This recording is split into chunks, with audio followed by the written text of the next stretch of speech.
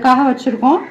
நியாயமாக கர்த்தா வந்து இந்த மாதிரி பாக்கு வாங்கிட்டு வந்தாங்கன்னா இது அக்செப்டட் இல்லை. இது அவங்களோட கர்மா பித்ருக்கள் தோஷம் இருக்குன்னு சொல்லுவோம். இருந்தாலும் வீடியோவுக்காக நான் அதை வச்சுருக்கேன்.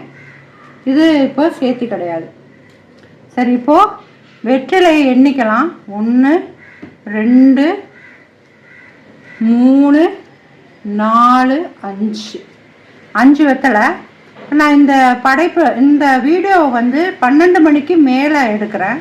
அதனால் தலைகீழாக வச்சுக்குவோம். 1 2 3 4 5. ஸோ உங்களுக்கு வந்திருக்கிறது யாருன்னு பார்த்தீங்கன்னா சந்திர பகவான்.